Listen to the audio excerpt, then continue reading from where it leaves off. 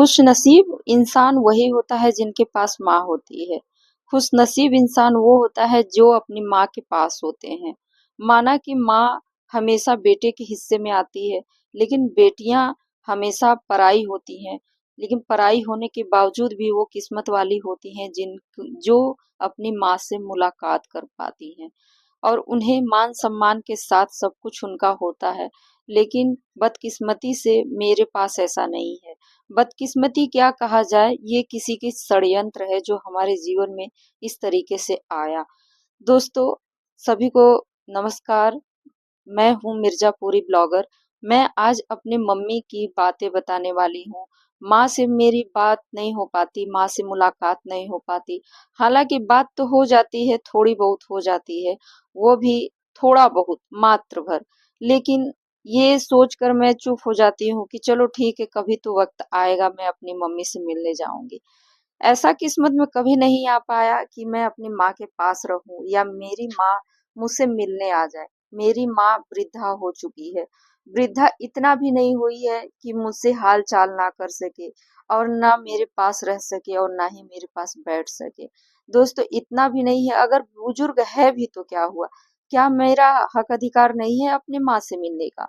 वो महिलाएं खुशनसीब होती हैं, किस्मत वाली होती हैं जो अपनी माँ से मुलाकात करने जाती हैं और दूसरे की बेटियों को पराये करने के बाद, उनको इतना षड्यंत्र घर में रचने के बाद वो अपनी माँ से मिलने जाती हैं और किसी और की बेटी को वही मतलब षड्यंत्र करके उनको दूर कर देती हैं। ये सोचने वाली बात है कि माँ अगर चाहे तो सब कुछ कर सके, लेकिन माँ ही नहीं चाहती तो क्या ही कर सकते हैं। माँ एक शब्द, एक छोटा-मोटा शब्द नहीं है। माँ इतना बड़ा शब्द है, इतना एक माँ वो योद्धा है जो दुनिया के सबसे सबसे शक्तिशाली मानी जाती है। माँ अपने बच्चों को कभी दुखी नहीं कर सकती। माँ हमेशा अपने बच्चों का साथ देती है। मेरी माँ भी इसी तरीके से है, लेकिन मैं इतनी बदकिस्मती कैसे हो सकती हूँ? मैं अपनी माँ से मुलाकात नहीं कर सकती। मैं अपनी मम्मी से कभी बैठ कर के बात नहीं कर पाती। एक मन होता है, दुखी हो जाती हूँ, भावुक हो जाती हूँ कि मेरी मम्मी मुझसे मिलने नहीं आती। मैं मम्मी के पास जाकर के हाल-चाल नहीं कर पाती। मैं अपनी माँ के पास बैठ कर के थोड़ा-सा उससे मैं हाल-चाल नहीं कर सकती। इतना जब में मैं मुलाकात होती है तो इतनी टेंशन भरी रहती है वहाँ पर कि मैं जा ही नहीं सकती। इतनी परेशानियाँ खड़ी हो जाती है मैं अपनी माँ से मिलने के लिए कि मैं क्या ही बताऊँ। एक एक तरह से तबाही तबाही अगर मैं अपने माँ से मुलाकात कर लूँ या अपने माँ से बैठ कर के बात कर लूँ, तो वो समझ लीजिए कि किसी और की ज़िंदगी में वो तबाही है।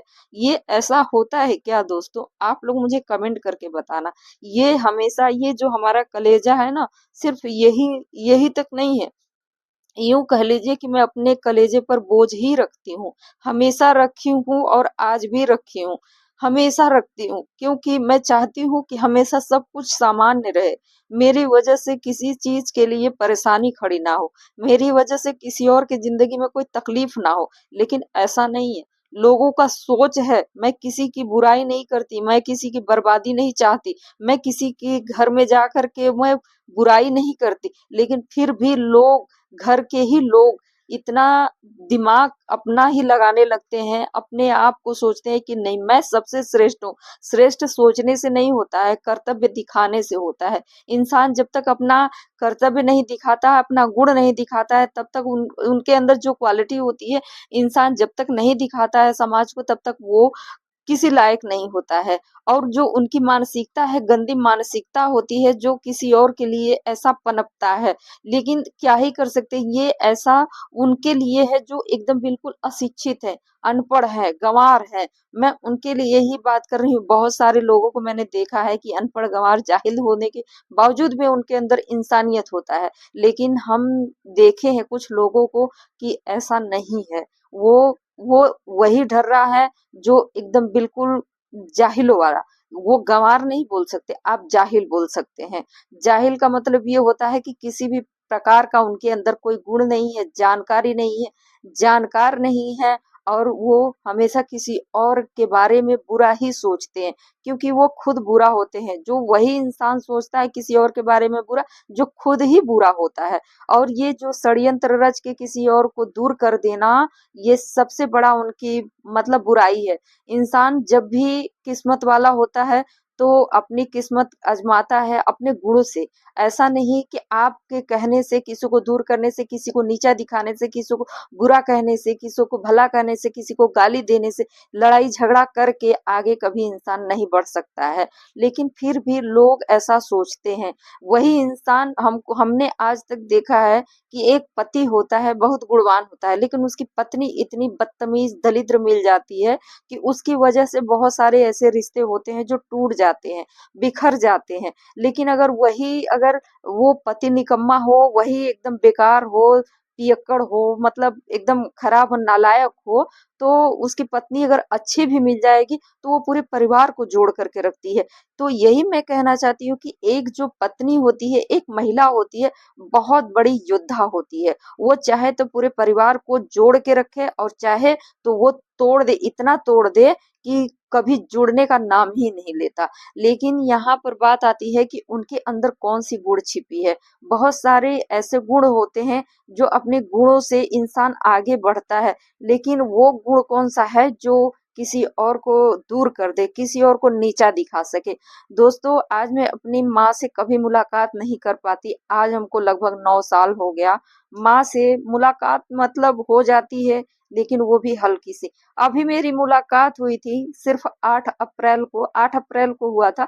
वो आंखें बन रहा था, यानी उनका दूसरा आंख बन रहा था, तो मैं गई थी मिलने। वो मिलना इसलिए हुआ क्योंकि हमारे ही क्षेत्र में, वाराणसी क्षेत्र में ही आई थी बनवाने के लिए।